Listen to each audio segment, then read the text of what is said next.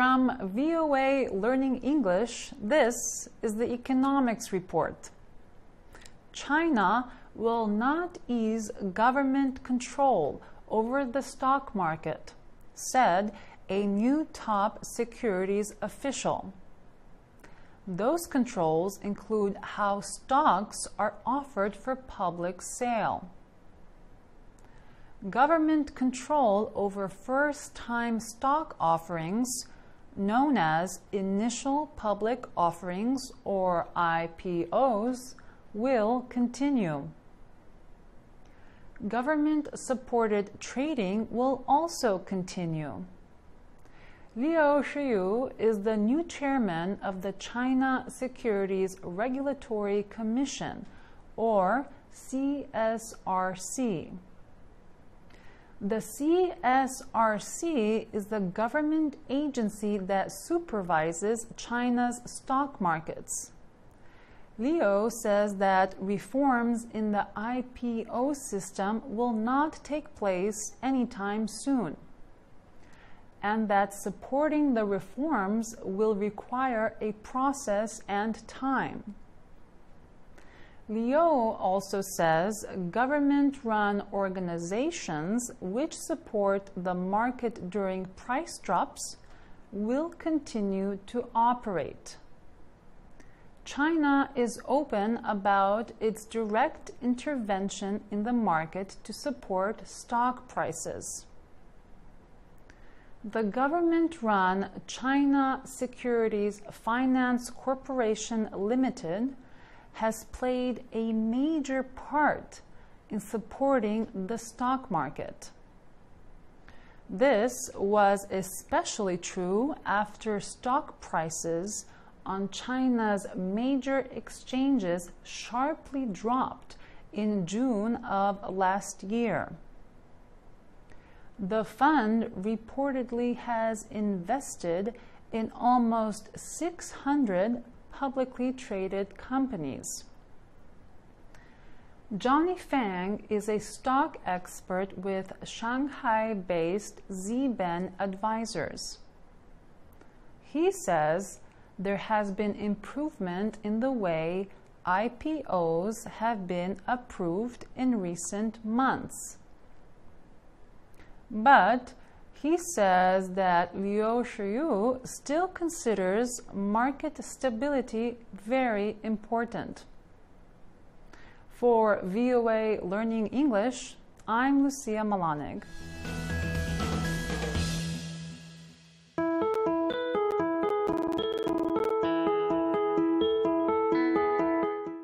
From VOA Learning English, this is the Economics Report. Immigration is an important issue in the American presidential race. Some candidates argue that immigrants cost U.S. taxpayers a lot of money. The Federation for American Immigration Reform says people living illegally in the U.S. cost the economy about $113 billion every year. That group, which supports stronger limits on immigration, says state and local governments pay most of the cost. But how much do undocumented immigrants pay in taxes? The Institute on Taxation and Economic Policy is a politically neutral research group. It says people living in the U.S. illegally pay more than $11.5 billion a year in state and local taxes. Matt Gardner is executive director of the Institute. He says it is difficult to know the exact costs of illegal immigration. But he says $11.5 billion a year is a lot of money for state and local governments. The Institute estimates that undocumented immigrants would pay about $2.1 billion more if they were permitted to work legally. The Pew Research Center says there are more than 11 million illegal immigrants in the United States. They make up about 3.5% of the nation's population. Most of them live in 6 states: California, Texas, Florida, New York, New Jersey, and Illinois.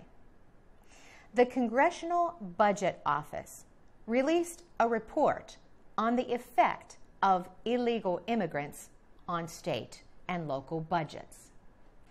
It says state and local governments get more in tax money from illegal immigrants than those governments have to spend on services for them. For VOA Learning English, I'm Carolyn Presutti.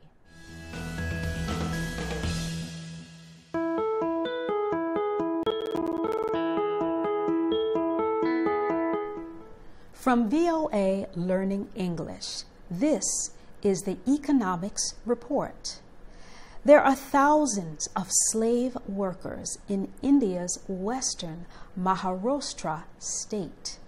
Many work over very hot stoves, making bricks from stones. Now, activists are trying to inform these workers of their basic human and economic rights. Many of the workers are landless Adivasi tribal people. They are forced into seasonal work, making bricks to pay off debt. The debts are often from borrowed money and family members who received loans and then died. Entire families may work up to 14 hours a day for low or no wages and no days off. Activists say some workers do not even know how much money they owe. Ashok Jungale is the director of a community organization near Mumbai. He says the group tells the workers they have a right to be paid and not to be abused. Jungale says the workers also have rights to take time off and to send their children to school. Most of the workers cannot read or write and keep no records. Many do not know how long they must work to repay their debt. In 2012, the Maharashtra state government appointed a committee to look for slave labor after the deaths of several workers. A spokesman for the state's labor department said it is still keeping watch for possible cases of slavery. Last month, police in Tamil Nadu rescued 564 brick workers from slavery. It was one of the largest rescue operations of workers in the country. For VOA Learning English, I'm Nikki Strong.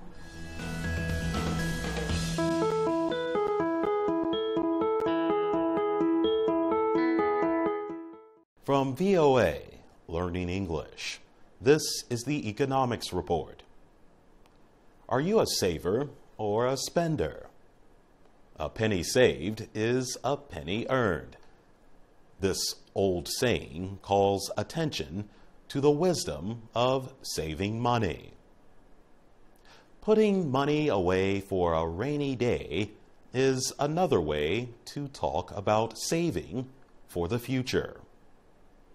In the United States, people who want to start a savings account have different choices of where to put their money. These include banks and credit unions. Credit unions are cooperatives for individuals who often share a work-related connection. For example, the members might work for a university or a government agency. Most credit unions are non-profit organizations. Credit unions, banks, and other financial institutions pay interest on savings accounts, but the interest rates are generally low. Certificates of deposit pay higher returns. With a certificate of deposit, or CD, a person agrees not to withdraw the money for a period of time. This term could be anywhere from a few months to several years. Longer terms and larger amounts pay higher interest. People have to pay a small fine to withdraw their money early. Another way to save is through a money market fund. This is a kind of mutual fund. Mutual funds invest money from many people. The money is sometimes placed in short-term government securities. Money market funds, however, may not be federally guaranteed like other kinds of savings. The Federal Deposit Insurance Corporation guarantees savings up to $250,000. For VOA Learning English, I'm Jonathan Evans.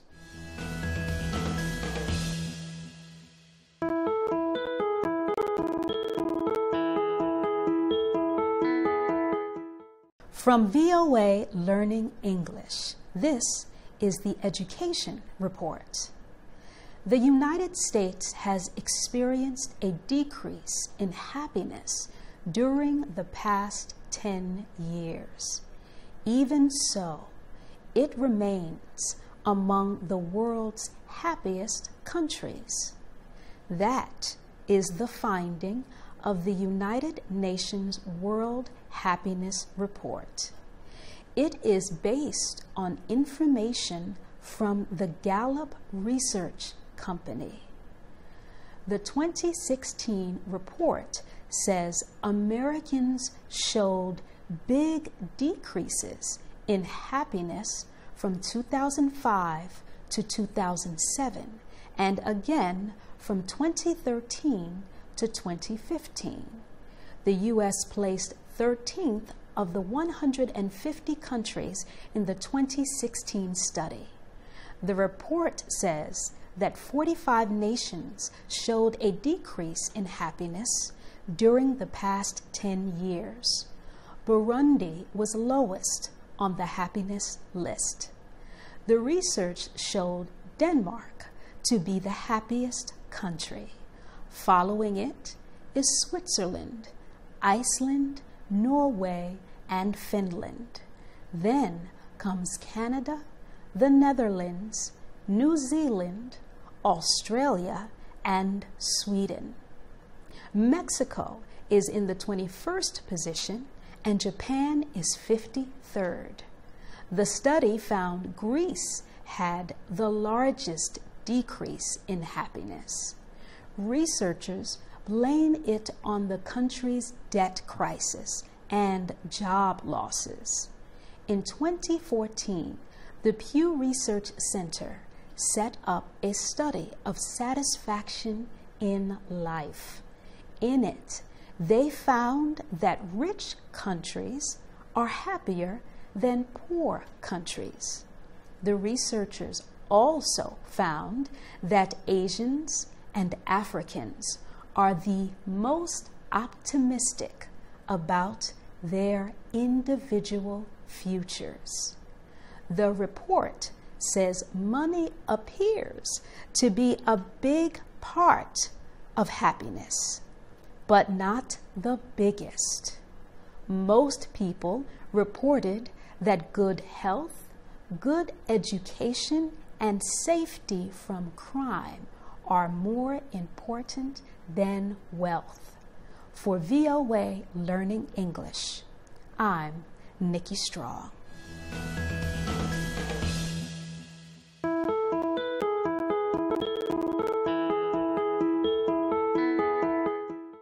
From VOA Learning English, this is the Education Report.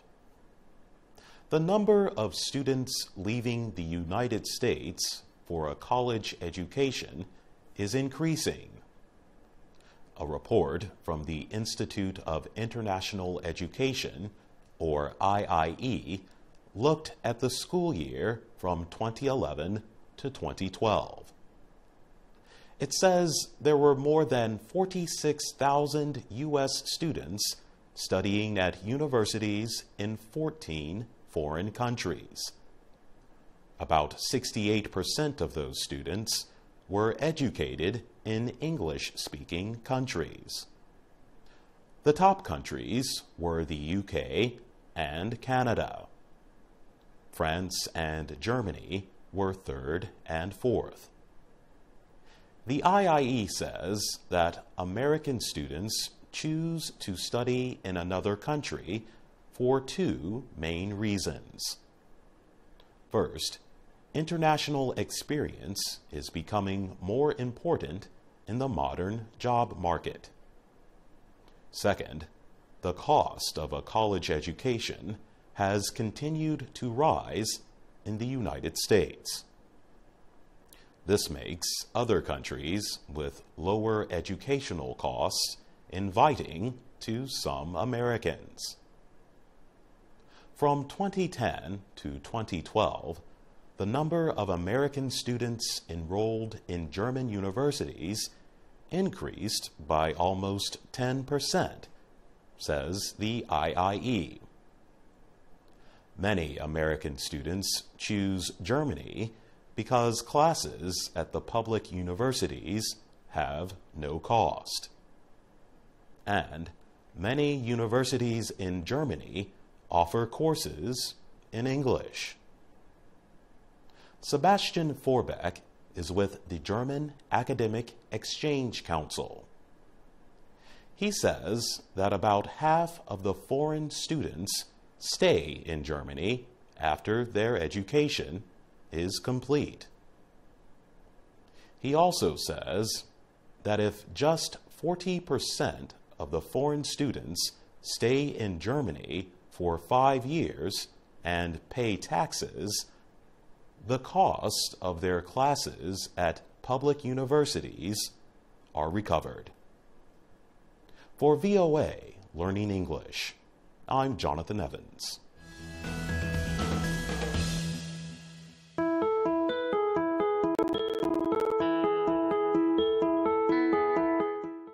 From VOA Learning English, this is the Education Report. Alexis Cullen works as a volunteer on the Pacific island nation of Vanuatu, one of the Peace Corps' most remote places.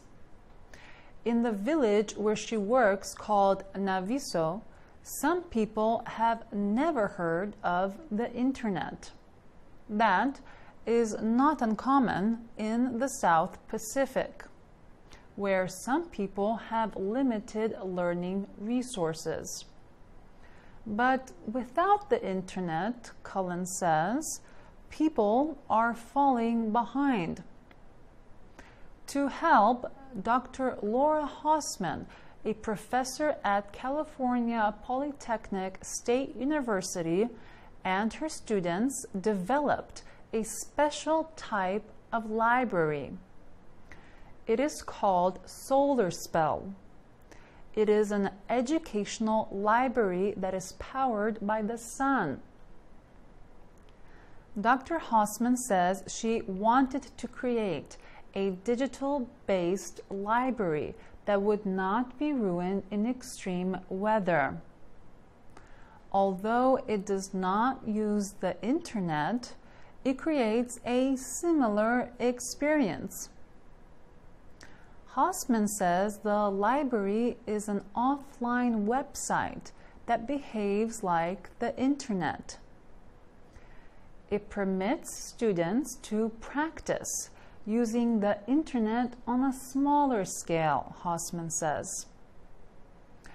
Each solar spell unit comes with a memory card or a small plug-in device that holds the educational resources. It only uses a small amount of space and does not need power cables or electricity. Hausman and her students worked hard to find resources to put in the library. They chose materials that appeal to people who live in rural areas in the South Pacific, such as Vanuatu. The Peace Corps has used about 50 solar spell units. In Naviso, about 200 students have used it. For VOA Learning English, I'm Lucia Malanig.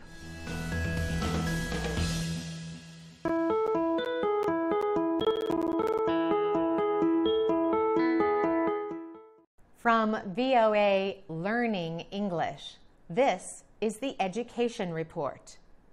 The new SAT college entrance test is in use.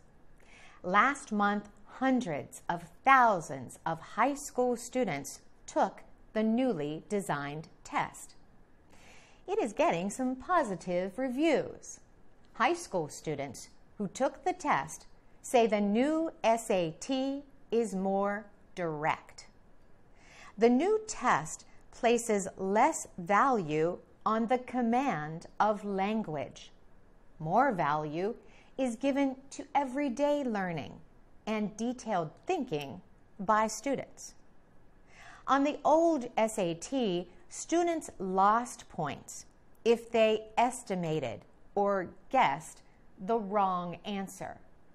On the new SAT, students do not lose points for guessing the wrong answer. The College Board is the organization that produces the SAT. The new SAT continues to test reading, writing, and math, with special value given to detailed examination. Students will have to show that they have an understanding of ideas in different situations. Overall, there are fewer questions, 154 on the new test, plus 1 for writing a short story or an essay.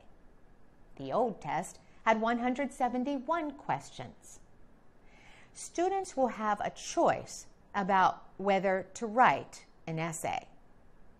A perfect score is 1,600, with a separate score for the essay. Lee Weiss is with Kaplan Test Prep. He says students should not skip the essay. Many of the top universities look at the essay. Students should write their essay in a clear, orderly style. The College Board has teamed up with online educator Khan Academy to offer SAT examples to get ready for the new test. It is free for all students online at www.khanacademy.org. For VOA Learning English, I'm Carolyn Persutti.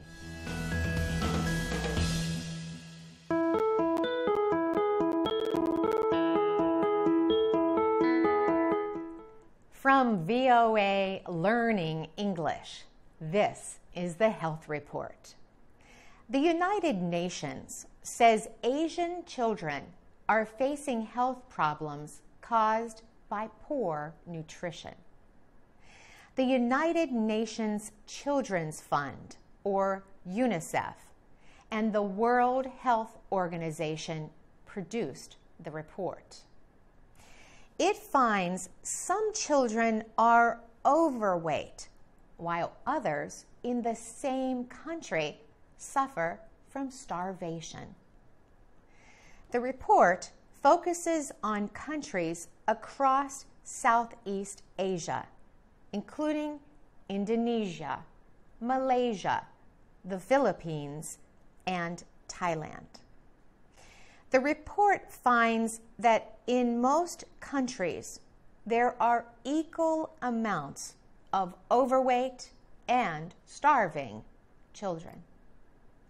For example, in Indonesia, 12% of children are overweight, the same number as those who are starving. In Thailand, it says 7% of children are starving and 11% are overweight.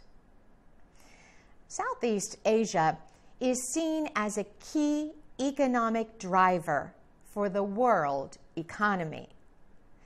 But with economic growth comes an increase in foods and sugary drinks with low nutritional value. The report says this has caused an increase in obesity and heart disease in children. Starvation is still an issue in most countries in the region. The report says this is caused by poverty, poor nutrition, and a lack of clean water. Dorothy Foote is a nutrition expert at UNICEF. She says the lack of healthy food for children and the general population is causing a health crisis. The report calls on governments to invest in childhood nutrition policies. They say this will bring a better future for their citizens. For VOA Learning English, I'm Carolyn Presutti.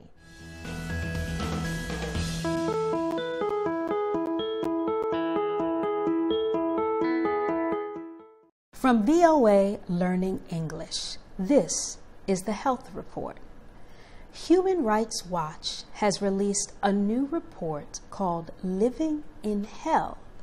It documents the practice of pasung in Indonesia. Pasung is when a person suffering from mental problems is separated from other people. The person in pasung is forced to eat, sleep, and stay in one small place. The Human Rights Watch report says about 18,000 people currently live in pasung in Indonesia. The reports tell of one case in which a man was trapped in a room for 15 years. Another case involved a 24-year-old woman suffering from depression. Photos show her chained to a wooden platform that serves as a bed. Shanta Ru Barige is the director of Human Rights Watch's Disability Rights Division. She says the organization has documented abuse of the mentally sick in many countries. She says mental health problems are often misunderstood. People in Indonesia and other countries do not see mental disorders as medical conditions, she says. Instead, many believe evil spirits cause mental sickness. As a result, people often seek cures from spiritual healers or through prayer. Indonesia banned the practice of pasung almost 40 years ago. However, Barige says the government has not done enough to end pasung. Human Rights Watch is calling on Indonesia to enforce the ban. It also says the government should establish a community-based mental health care system. For VOA Learning English, I'm Nikki Strong.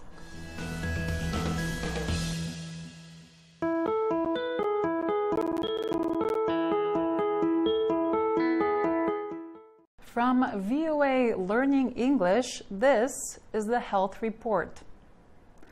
It is sometimes said that humans eat with all of their senses. We see food before us, then our senses of smell, touch, and taste help us enjoy it. But can our sense of hearing affect how we eat? A new report says that it can. That comes from researchers at Brigham Young and Colorado State Universities in the United States. They found that hearing is an important sense in the eating experience.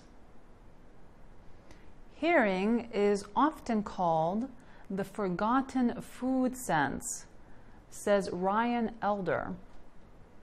Elder is an assistant professor of marketing at Brigham Young University's Marriott School of Management. For the study, the researchers wanted to test whether the sounds of eating had any effect on how much a person ate. During the experiments, the subjects wore headphones and listened to noise at either a high or a low level. Then researchers gave them a solid snack to eat. The study found that subjects who listened to the higher noise level ate more food than those listening to the lower noise level.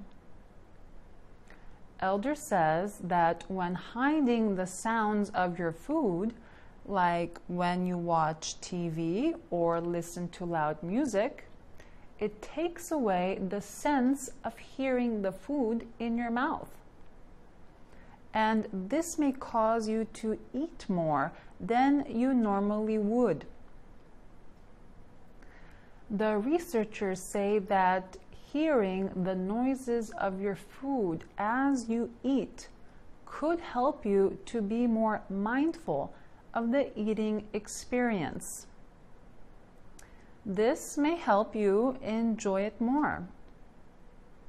The researchers reported their findings in the Food Quality and Preference Journal. For VOA Learning English, I'm Lucia Malanig.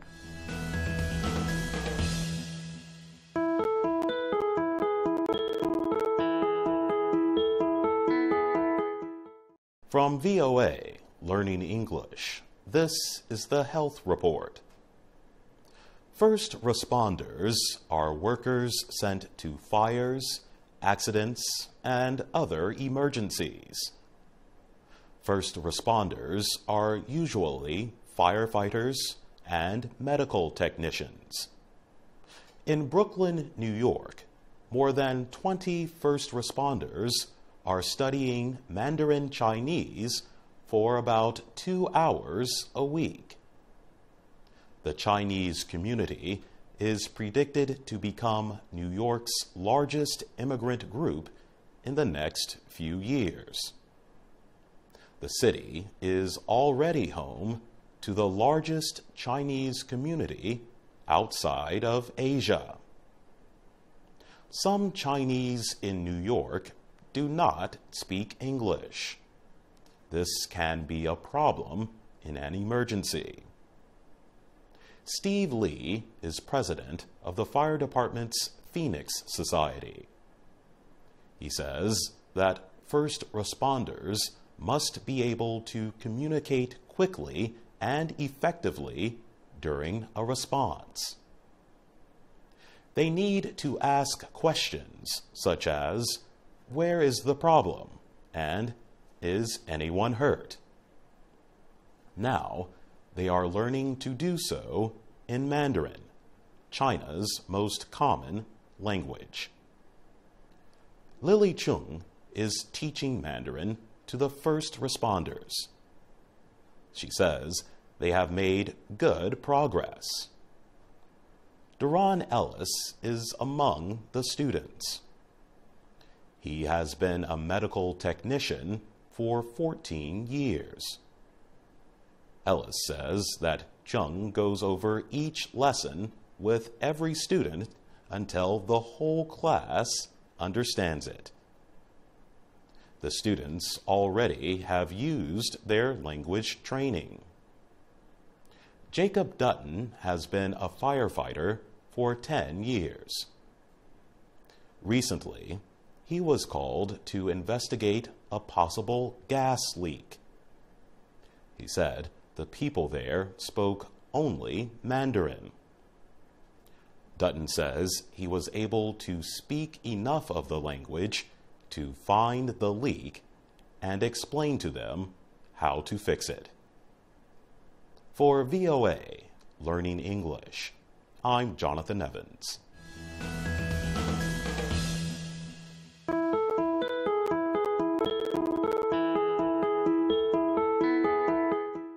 From VOA Learning English, this is the Science Report.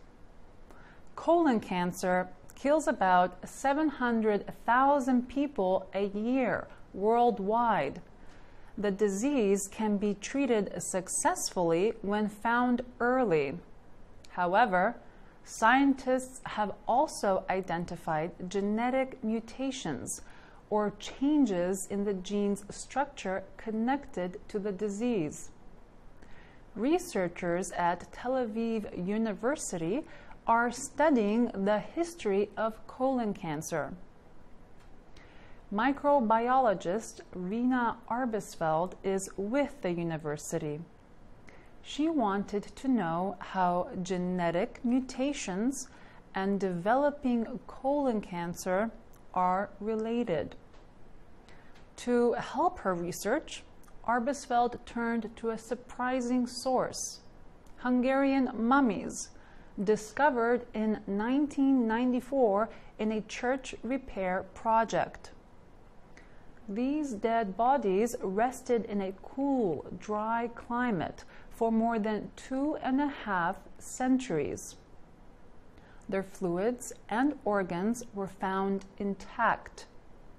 This means the mummies have tissue that could be tested for evidence of disease. Arbesfeld and her team separated genetic samples from 22 mummies. Then they looked at patterns in the genetic material to search for mutations. She says that after many tries, her team found one specific mutation in a gene called APC. This gene is important. Arbesfeld explains that the APC gene is the guard for the development of cancer. This information led Arbesfeld to a theory. She says if our ancestors with this genetic mutation for colon cancer lived long enough, they would have developed the disease. Arbesfeld says her next step is to test genetic samples from other sources. She says understanding the genetic past of a disease can help handle its future. For VOA Learning English, I'm Lucia Malanig.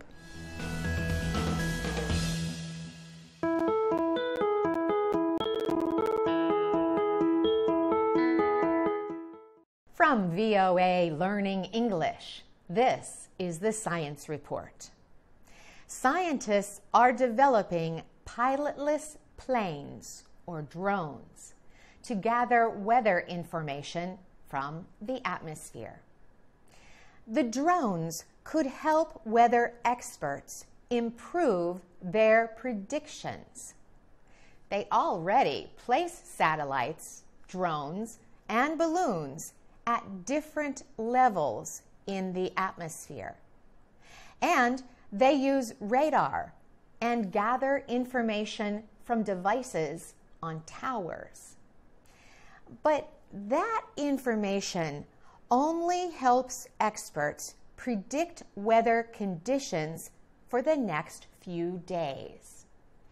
It does not help predict changes within hours. So scientists at Oklahoma State University are developing new drones to gather information from more parts of the Earth's atmosphere. This will help predict local weather conditions. Jamie Jacob leads Oklahoma State University's Unmanned Systems Research Institute. He and other scientists are developing small drones that do not cost a lot of money. They can fly for hours, gathering information from many atmospheric levels.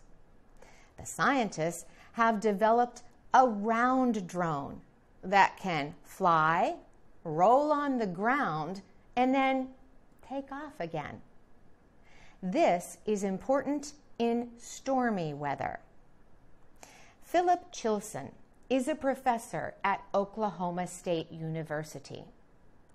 He says the drone can measure atmospheric conditions, send live video to weather experts, and help search for people hurt in storms. Researchers say they still have a lot of work to do before the drones are ready. That includes making sure the drones know how to stay away from other planes. For VOA Learning English, I'm Carolyn Presutti.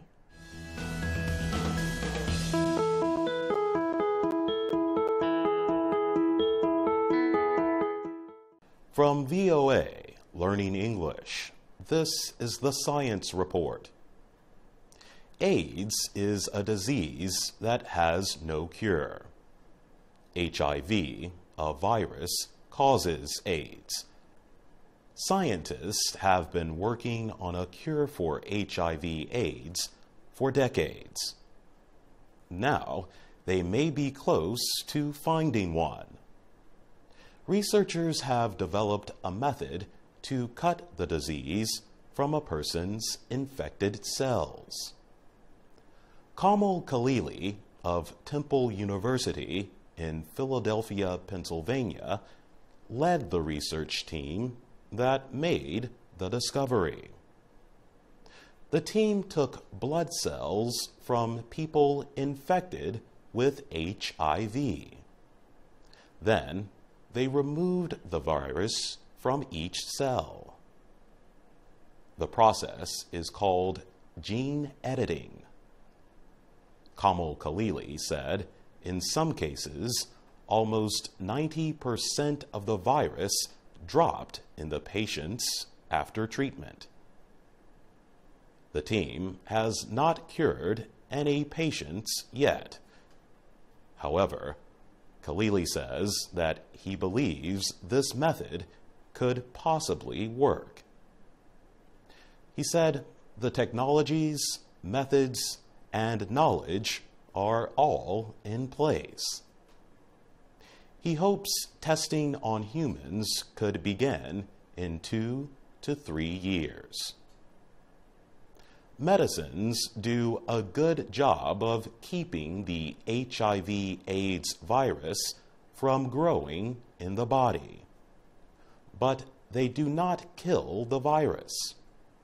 If patients miss even one dose of their medicine, the HIV begins to grow again. Also, the drugs are not available to everyone with HIV, and the drugs can have side effects. Health experts identified AIDS in the early 1980s. The World Health Organization says the disease has killed about 34 million people since then. The WHO says, as of 2014, almost 37 million people were living with HIV. For VOA Learning English, I'm Jonathan Evans.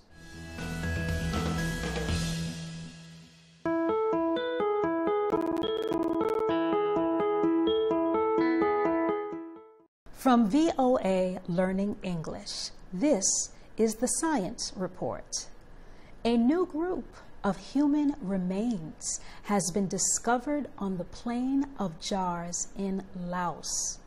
The remains are believed to be about 2,500 years old. The plain of jars is in the central Lao province of Xian Quang. The area covers hundreds of kilometers on which there are thousands of ancient stone jars. They are grouped together at about 100 sites. The plain of jars has been a mystery to archaeologists or scientists who study prehistoric cultures.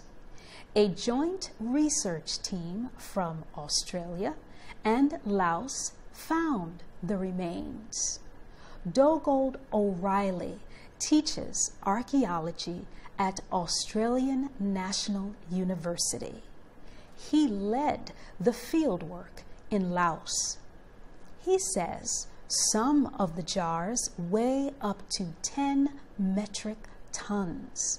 Some have been moved 8 to 10 kilometers and were set in groups, he says. Little is known about the people who made the jars or their purpose. The latest field work uncovered an ancient burial ground in an area known as Site 1 in Xian Quang province. It has more than 300 jars, thin, round stones, and markers. The scientists say the ancient people had different ways of burying the dead. They include burials of whole bodies and burials of containers of bones.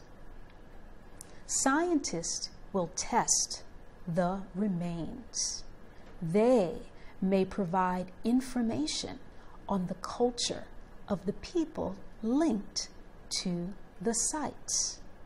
O'Reilly said, it is possible that the Lao sites may be linked to similar jar sites in India. The effort may soon provide answers to one of Southeast Asia's greatest cultural mysteries. For VOA Learning English, I'm Nikki Strong.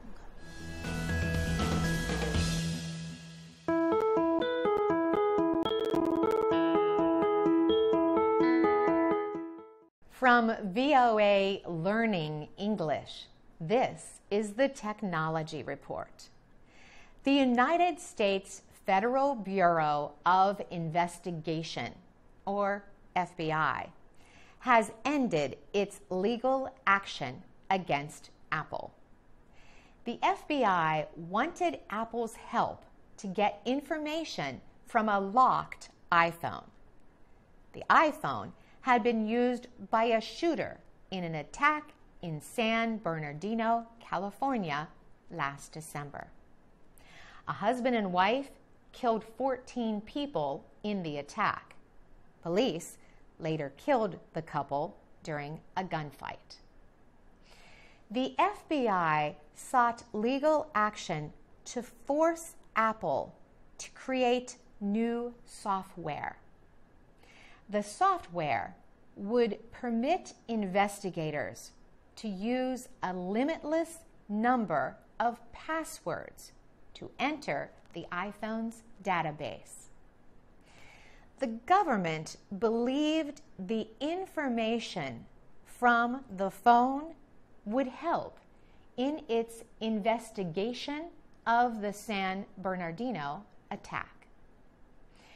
In February, a judge ordered Apple to help the FBI, but the agency announced in late March that it has been able to unlock and collect information from the phone without Apple's help.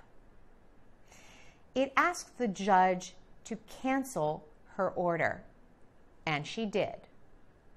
The FBI would not say how investigators succeeded in unlocking the iPhone and collecting its stored information. Lawyers for Apple say the company wants to know how the device was unlocked.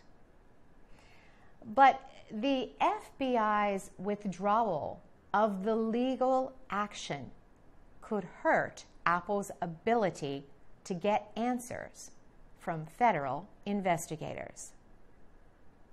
The FBI's success in unlocking the phone could hurt Apple's image.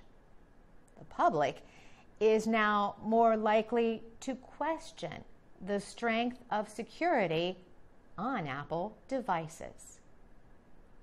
For VOA Learning English, I'm Carolyn Presutti.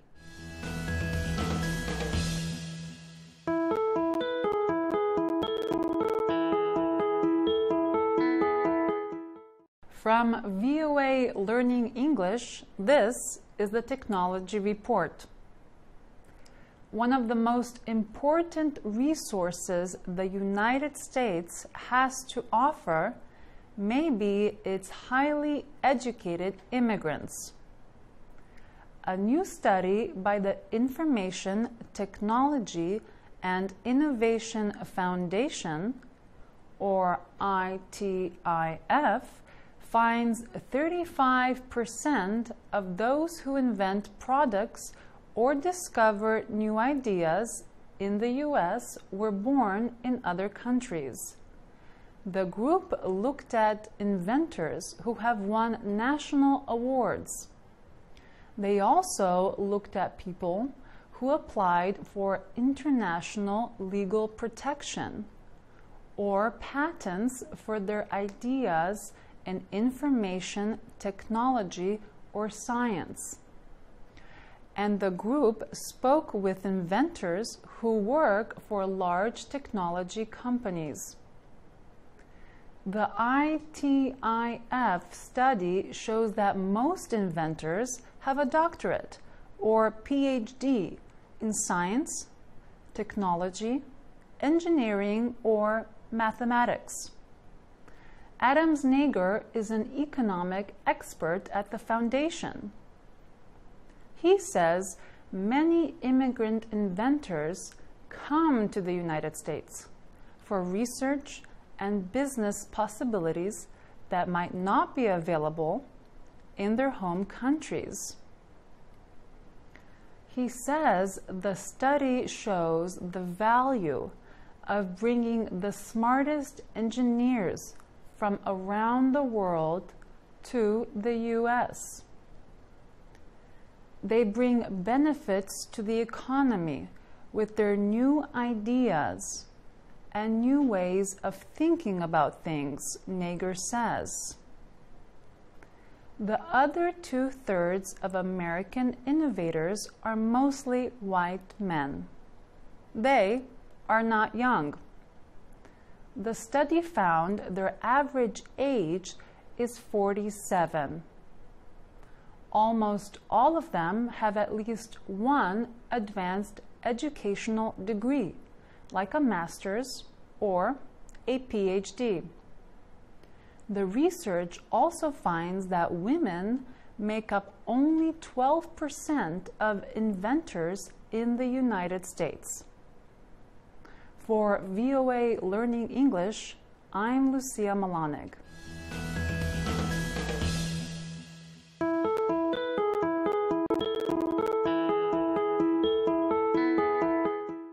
From VOA Learning English, this is the Technology Report.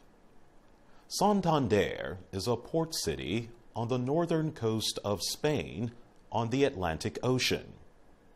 It is also the home of a project started 7 years ago by the University of Cantabria.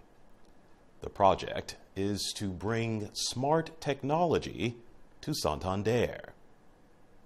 A city is called smart when it uses technology to make life better for its citizens and visitors. Santander uses 20,000 sensors, or technology that measures motion and other things. The sensors are put on buildings, street posts, buses, and underground. They can point drivers to the nearest parking space. As one car drives away, a sensor says that a parking space is now free. The sensor sends a message to street signs and satellites. Using a smartphone app, drivers can find empty parking spaces more easily. Sensors also help in other ways. Trash is collected only when the containers are full. Signs at bus stops show exactly when the next bus will arrive. Public grass is watered only when soil gets dry.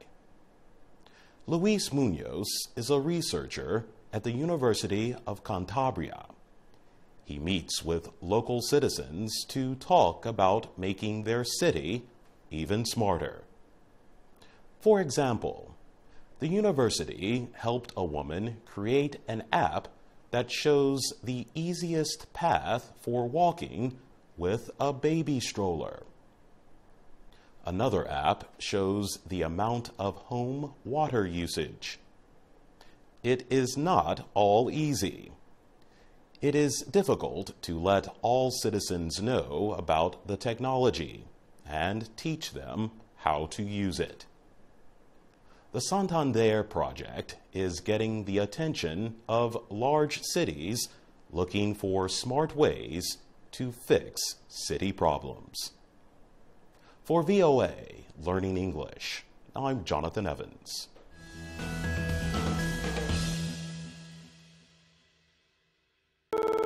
That Liu Shiyu still considers market stability very important.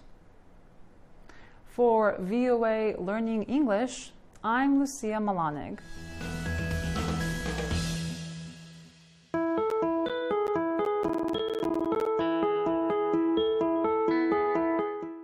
From VOA Learning English, this is the Economics Report. Immigration is an important issue in the American presidential race. Some candidates argue that immigrants cost U.S. taxpayers a lot of money. The Federation for American Immigration Reform says people living illegally in the U.S. cost the economy about $113 billion every year. That group, which supports stronger limits on immigration, says state and local governments pay most of the cost. But how much do undocumented immigrants pay in taxes? The Institute on Taxation and Economic Policy is a politically neutral research group. Time. Liu also says government-run organizations which support the market during price drops will continue to operate. China is open about its direct intervention in the market to support stock prices.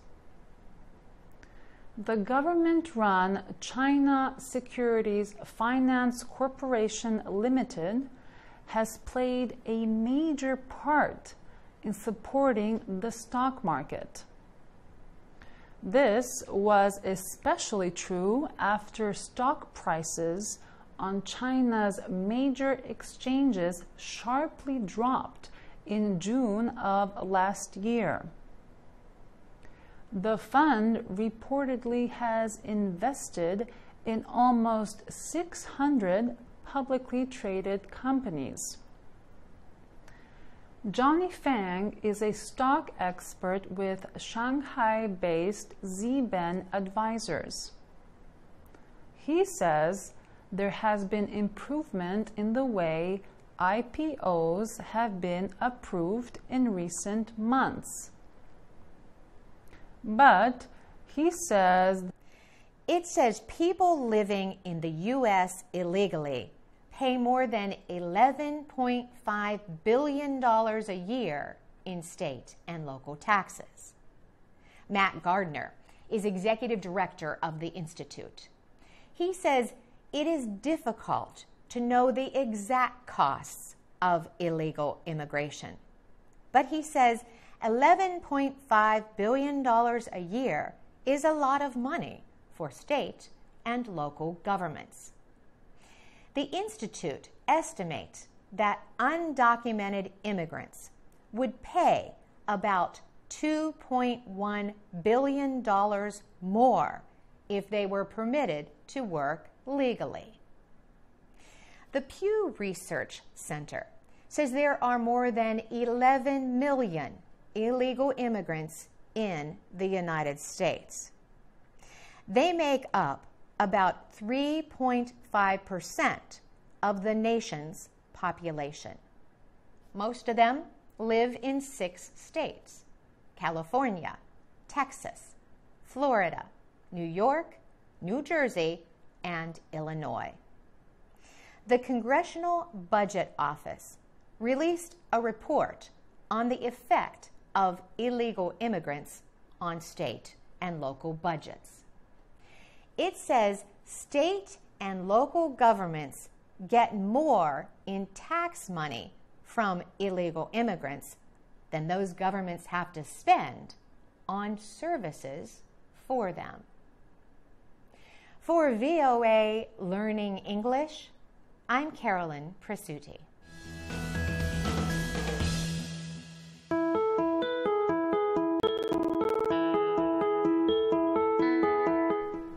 From VOA Learning English, this is the Economics Report. There are thousands of slave workers in India's western Maharashtra state. Many work over very hot stoves, making bricks from stones. Now, activists are trying to inform these workers of their basic human and economic rights. Many of the workers are landless Adivasi tribal people. They are forced into seasonal work, making bricks to pay off debt.